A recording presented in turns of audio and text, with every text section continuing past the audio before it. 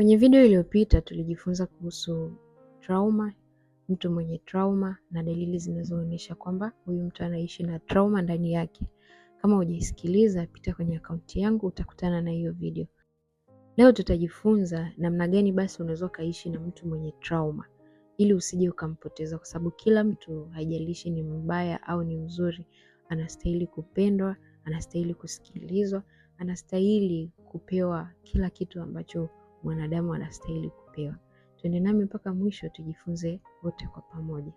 Kuishi na mtu mwenye trauma kunahitaji usikivu, uelewa na mipaka yenye afya. Lengo sio kumponya, bali ni kumlinda yeye na kujilinda na wewe pia, ili asije akajisikia kwamba anarudishwa huko alikotoka, na pia ajisikie yuko salama akiwa na wewe. Hizi ni tabia ambazo unaweza ukazifanya ukiwa na mtu mwenye trauma ili uweze kuishi naye bila kugombana au bila kumpoteza. Kitu cha kwanza, jifunze kuelewa trauma. Jifunze kwamba kuna mambo ambayo yanaweza kawa yametokea zamani na ndio yanayoendelea kwenye maisha ya mtu na sio yale anayoyafanya sasa. Kitu cha pili, usichukulie kila kitu personal. Muda mwingine mtu anaweza akajitenga, anaweza akajihisi kwamba sio mtu wa kuaminika. Usije ukafikiria kwamba ni kosa lako. Muda mwingine ni mtu binafsi anayekutendea hivyo vitu, ana trauma ndani yake. Kitu cha tatu, unda mazingira ya usalama. Mtengenezee mazingira huyo mtu ya kwamba unaweza ukaaminika, unaweza ukampenda ili ajihisi salama na aweze kukueleza chochote kile kinachomsumbua ndani yake.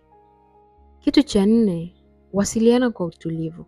Badala ya kukasirika, badala ya kumkaripia, badala ya kuongea naye kwa sauti ya juu, mpe nafasi, ajieleze, msikilize ili muweze kuelewana wote kwa pamoja.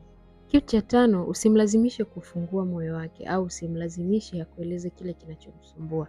Mpe muda. Yeye pale atakapojisikia kwamba yuko salama akiwa na wewe, atakueleza chochote kile kinachomsumbua bila kulazimishwa. Kitu cha sita na cha muhimu zaidi, muhimize kupata msaada wa kitaalamu. Kama trauma ambayo amewahi kuipitia zamani inasababisha mahusiano ya sasa au urafiki wenu unaweza ukaharibika kwa sababu ya tabia zake za zamani au tabia zinazosababishwa na vitu ambavyo vilitokea zamani, ni vizuri mtu wa hivyo akawaona wataalamu wa afya ya akili ili aweze kupata msaada na ili aweze kufanya vitu vyake bila kubeba yale ambayo yaliwahi kutokea zamani. Kitu cha saba, linda afya yako ya akili pia. Haimaanishi kwa kuwa unajua kwamba mtu ana trauma basi unaamua kuvumilia mapigo, unavumilia manyanyaso, unavumilia matusi. Hapana. Weka mipaka yenye afya. Mtu ajue kabisa kwamba hata kama ana tatizo haimaanishi kwamba anaweza kukutendea tu vyovyote anavyojisikia. Kumbuka, kumpatia upendo mtu mwenye trauma kunafaa sana. Kunaweza kukamfanya ajisikie vizuri na salama, lakini upendo peke yake hautoshi. Muda mwingine inahitajika utayari wa huyo mtu mwenyewe mwenye trauma ndani yake ili aweze kuanza kujifanyia kazi na aweze kutafuta uponyaji ndani yake mwenyewe ili aweze kupona na kuyasahau yale mambo ambayo yaliwahi kumtokea kipindi cha nyuma.